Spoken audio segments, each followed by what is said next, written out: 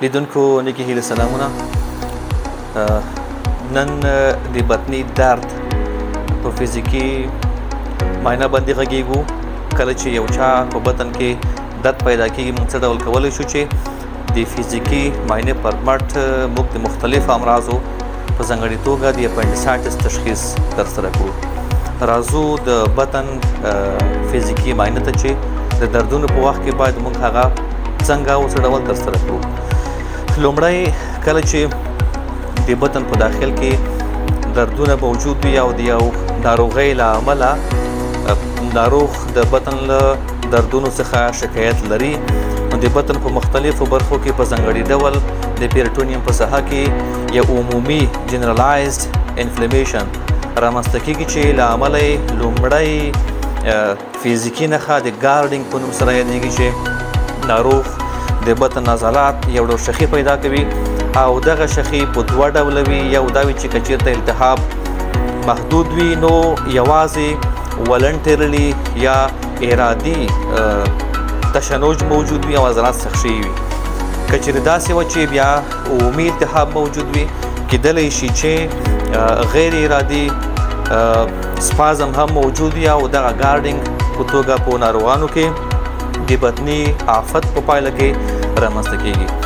لومړی کله چې موږ په دا ډول امراضو کې فزیکي معاینې پیلوو د ګېډې د بطن، نو لومړی د ګېډې ګارډینګ کسو او د هغې په تعقیب بیا ریباونډ ټینډرنس ګورو او بیا که چېرته ناروغ د اپنډیسایټس په ناروغۍ باندې شکمن وي بیا د هغې په خاطر ځینې خاص معاینات دي چې فزیکي معاینې اجرا کېږي او د اپنډیسایټس تشخیص صورت نیسي.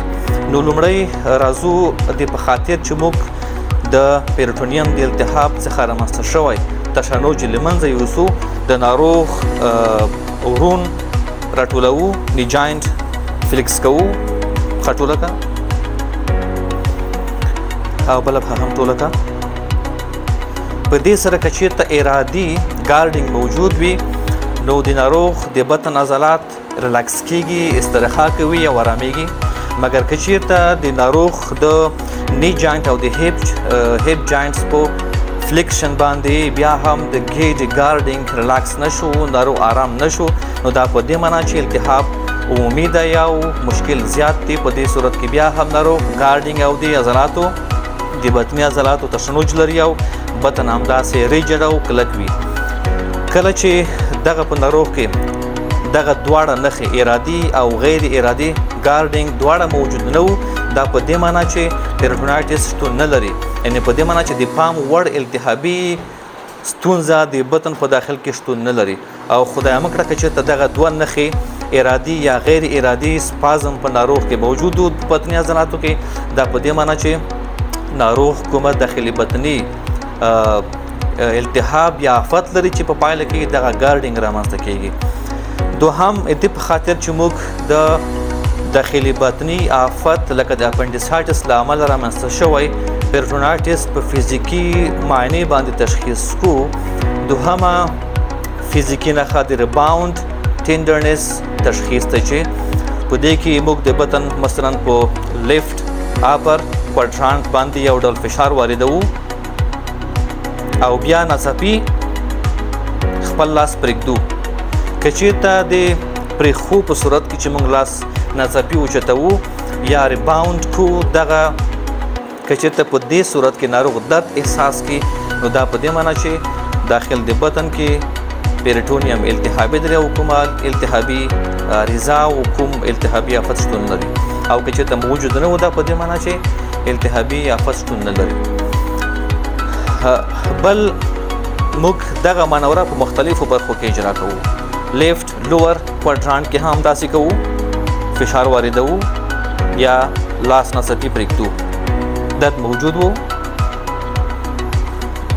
داخل په صورت کې، که د خارج په صورت کې درد موجود و نه و داخل، یعنې په دې معنا چې ریباونډ نیګیټیو و، ریباونډ ساین نیګیټیو و، کوم التهابي آفت شتون نه لري. ځینې نښې خاص د اپنډیسایټس په خاطر دي چې که چېرته په یو ناروغ کې اپنډیسایټس یا د اپنډکس التهاب موجود و چې زموږ په ټولنه کې یوه عامه ناروغي ده او د هغې د التهاب له امله پیریټونیم التهابي کیږي او داخلي بطني دردونه او سپازم ګارډینګ په ناروغ کې رامنځته کیږي. د هغې په خاطر بیا موږ لیفت لور کوادرانټ باندې فشار واردوو او بیا ریباوند کوو. درد په کومه ساحه کې موجود وو؟ همدغه ساحه کې، په دې معنا چې د لیفت لور کوادرانټ ریباوند ټینډرنس نیگیټیو وو. که چېرته موږ په لور لیفت کوادرانټ باندې فشار وارد کړو او بیا ریباوند اجرا کړو، په دې صورت کې ناروغ په رایټ لور کوادرانټ کې درد احساس کوي. دا هم د اپنډیسایټس لپاره یوه فزیکي نښه ده چې موږ ته په داخلي بطن کې د اپنډکس التهاب ښودنه کوي. بل هم دغه نښه چې موږ اوس اجرا کړه دا د رف سینګز ساین په نوم سره یادېږي چې د اپنډکس د التهاب تشخیص لپاره موږ له هغې څخه استفاده کوو.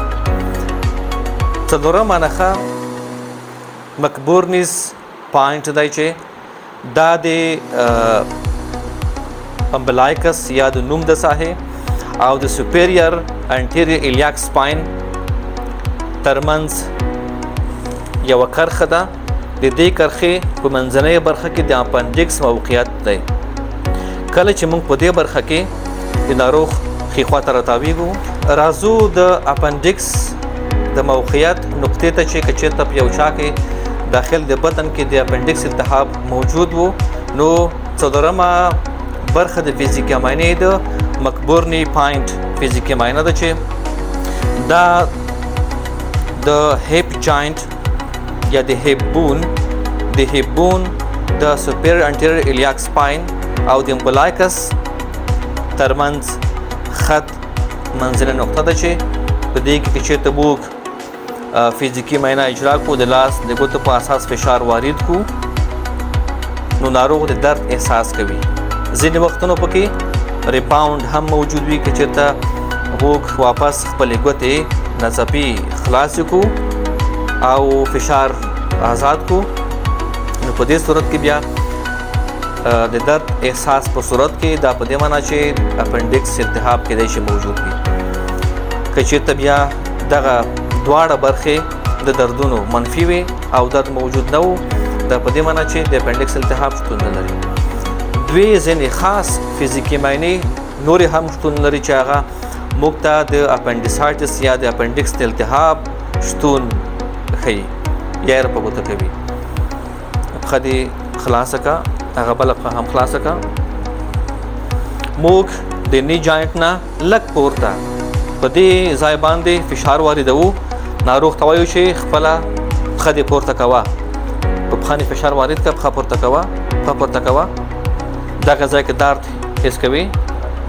که چېرته د دې فشار په اساس چې ناروغ کوشش کوي خپل نی جاینټ او تای ورون یا هیپ جاینټ فلیکس کوي، ناروغ په دې مکبورني پاینټ کې درد احساس کوي، دا په دې معنا چې اپنډیسایټس شتون لري او دغه نښه د سوا ساین په نوم سره یادېږي. یو بله نښه هم د اپنډکس د شتون لپاره وصفي ده چې هغه د ابټوریټر ساین په نوم سره یادېږي.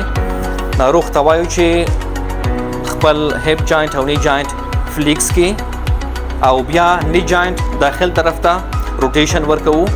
که چېرته په دې ډول مانوره کې فزیکي معاینه کې ناروغ په خپل د ګیډې په برخه کې په مکبورني ساحه کې درد احساس کړي، دا په دې معنا چې اپنډکس التهاب شتون لري، او که چېرته نه وه دا په دې معنا چې اپنډیسایټس شتون نه لري. نو دا په مجموع کې هغه فزیکي لنډ معاینات و چې ستاسو لپاره په خلص ډول ما وړاندې کړل، او هیله ده چې په ورځني ژوند کې به له دې څخه ستاسو د بطني درد او د بطني آفاتو د شتون په صورت کې د تشخیص په خاطر ګټه واخلئ. د نورو ویډیوګانو لپاره زموږ پاڼه تل وڅارئ. ډېره مننه. AMC ابدالي طبي کمپلیکس د روغتیا پالنې ډاډمن ځای، ځوان انرژي او ذهین افکار، شفا بخش لاسونه، کمسارې طبي ټکنالوژي. ابدالي د صحتمند ژوند د هیلو دریڅه.